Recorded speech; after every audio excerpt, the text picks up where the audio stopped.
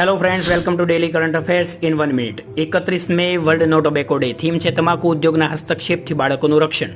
Protecting children from tobacco industry interference. ગુજરાતની અંદર તમાકુથી થનારા કેન્સરની સંખ્યામાં દિવસે દિવસે વધારો થઈ રહ્યો છે, જે ઘણી ગંભીર બાબત છે.